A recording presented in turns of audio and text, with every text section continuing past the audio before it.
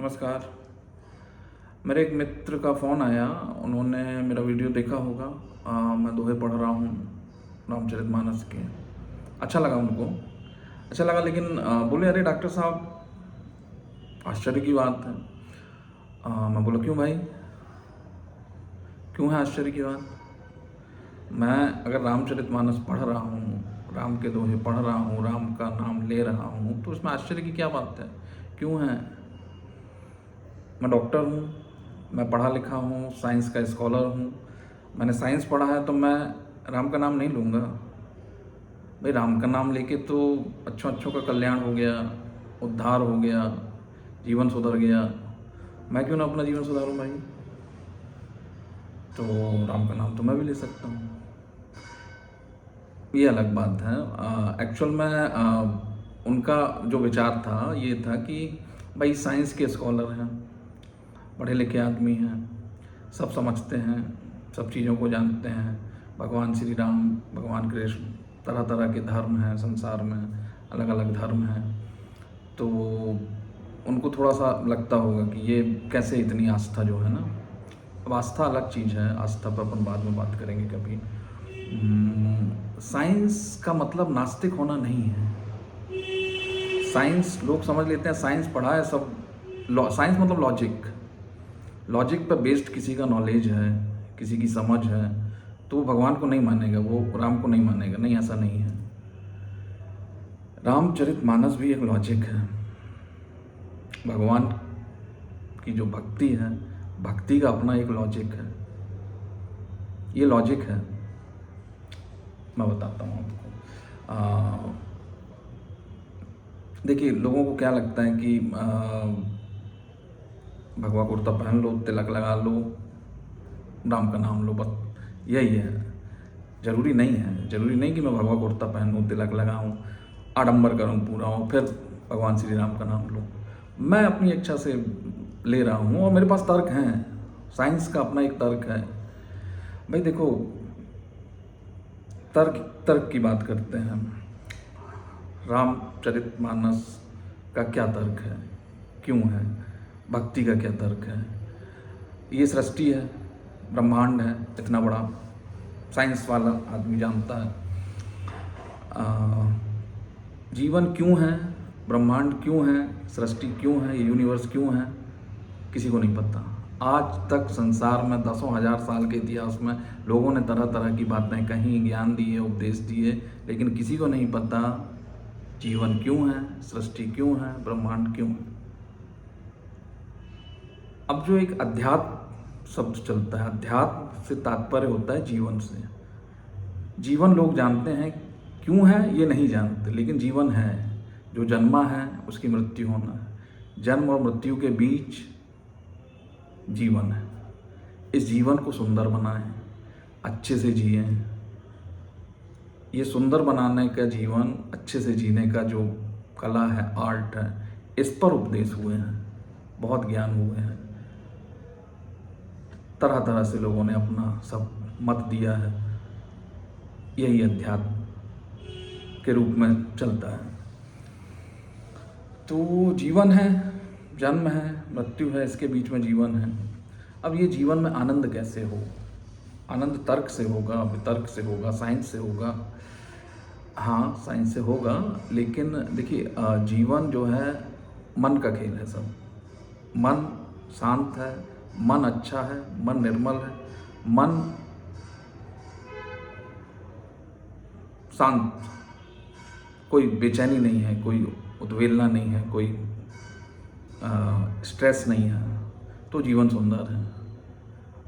आनंद की अनुभूति होती है। अगर मन में कुछ आप ग्रसित हो किसी चीज़ों से, तो आपको आनंद महसूस ही नहीं होगा, आनंद की अनुभूति ही नहीं होगी। और ये मन को सुंदर रखने के लिए ये जो परंपराएं चली, जो धर्म चले, जो साकार रूप में आए, भगवान श्री राम आए, श्री कृष्ण आए, मंदिर आए, अलग अलग धर्मों में अलग अलग लोग आए, ये इस मन के आनंद के लिए आए हैं। तो ये मन का आनंद जो है भक्ति से आता है, आस्था से आता है, और मन प्रसन्न है तो जीवन सुंदर है।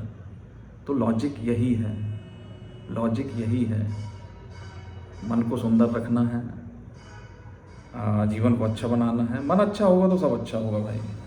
और मन कैसे अच्छा हो, मन तो भटक रहा है। अच्छा, जो आस्तिक नास्तिक की भी बात करें तो जो नास्तिक होता है, अगर वो बोल रहा है कि चलो वो एक अलग पॉइंट है, वो बोल रहा है कि भगवान नहीं है, भगवान है, भगवान होना नहीं होना वो सब अलग बातें हैं, लेकिन बात आस्था की करें, बात भक्ति की करें, इसका लॉजिक है। आप हृदय से विनम्र होके, सिर को झुका के झुक जाओगे, किसी के आगे झुक जाओगे, नतमस्तक हो जाओगे, उसको अपना आराध्य मान लोगे, आप मान कर देखो, जीवन कृतार्थ हो जाएगा, जीवन धन्य हो जाएगा, आत्मा में शांति आएगी, मन में शांति आएगी, बड़ा सुंदर महसूस होगा, बड़ा अच्छा महसूस होगा। ये जो एहसास है ये रामचरितमानस से आता है। तो ये एहसास का तर्क है, ये आस्था का तर्क है, ये भक्ति का जो तर्क है, ये मन के आनंद का तर्क है। और ये तभी आएगा जब ये हृदय से हो। बनावटी आप करते रहोगे, मैं आज भगवा पहन लूँ, तिलक लगा लूँ और बनावटी दोहे पढ़ता रहूँ, कुछ नहीं होना, उससे मेरा आनंद नहीं आएगा। अगर साइंस का स्कॉलर राम का नाम ले रहा है, रामचरितमानस पढ़ रहा है, तो वो दिखावटी नहीं पढ़ रहा है, वो अपने मन के आनंद के लिए पढ़ रहा है। उसकी जो आस्था है, अपने जीवन को सफल कैसे बनाएगा वो, उसका मन शांत होगा, उसके जीवन में सुकून होगा, मन को मुक्त कर लेगा, मन को आज़ाद कर लेगा। मन किसी सांसारिक चीज़ों से, मतलब छोटी छोटी चीज़ों से, कोई नौकरी में परेशान है, कोई काम में परेशान है, कोई रिश्तेदारी में परेशान है, कोई पैसे देने से परेशान है, किसी न ये सारी परेशानियां जो है ना, इन सब से मुक्त होकर एक आनंद का एहसास वो रामचरितमानस करवा सकता है, करवाता है। और ये अगर आप हृदय से महसूस करके देख लें, हृदय से पढ़ कर देख लें, रामचरितमानस पढ़ें, अर्थ सहित पढ़ें। मैं अभी कुछ 6-8 महीने से नियमित पढ़ता हूँ, थोड़ा सा 15 मिनट 20 मिनट नियमित पढ़ता हूँ, बहुत समय मेरे पास भी नहीं रहता है।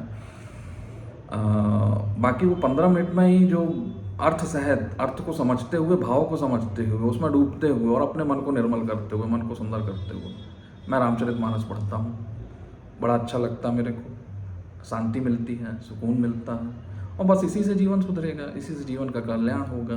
मृत्यु होना है, निश्चित है, अध्यात्म तो यही कह रहा है सब। जो जन्मा है वो मरेगा, शरीर ढलेगा, बुजुर्ग होगा। कितने भी साइंस हम खोज लें, कहीं भी जीवन खोज लें, जीवन की सूक्ष्मता इतनी ही है, जो जन्मा है वो जाएगा। तो जन्म जाने से पहले जब तक हो आप सुंदर जीवन जियो, मन को शांत रखो। मन शांत तो सब अच्छा, मन चंगा तो कटौती में गंगा। और सब मन के ही हैं। ये जो सनातन काल से जो परंपराएं चली आई, जो साकार रूप दिया, ये सब अडॉप्ट क्यों होते चले गए, क्यों ख़त्म क्यों नहीं हो गए? किसी ने कभी कोई मंदिर बनाया होगा, या वाल्मीकि ने रामायण जब लेके आए, तो वो रामायण चलती चली आ रही है, पीढ़ियों से चलती चली आए और चलती चली जाएगी ये, क्योंकि ये जीवन का आनंद दे रही है। ठीक है, तो रामचरितमानस पढ़ने से लाभ ही लाभ है, बहुत लाभ है, मुझे तो है। तो मैं डॉक्टर हूँ, साइंस का स्कॉलर हूँ, लेकिन मैं अपने जीवन को सुधारने के लिए रामचरितमानस पढ़ने की सलाह दूंगा। अर्थ सहित पढ़ें, भाव को समझ के पढ़ें, समझ में आना चाहिए दोहे आप क्या पढ़ रहे हो, बड़ा अच्छा लगेगा, बहुत अच्छी अनुभूति होगी और विनम्रता आएगी। विनम्र रखें खुद को, झुकना सीखें, कहीं सिर झुकाएं, ईश्वर के आगे तो झुकाएं, सिर झुकना चाहिए, झुकना जरूरी है। जब आप झुकोगे तभी अहंकार मिटेगा, जब अहंकार मिटेगा तभी मन सुंदर होगा, और मन सुंदर होगा तो जीवन सुंदर होगा। विराम दूंगा, स्वयं को रामचरितमानस पढ़िएगा। थैंक यू, धन्यवाद।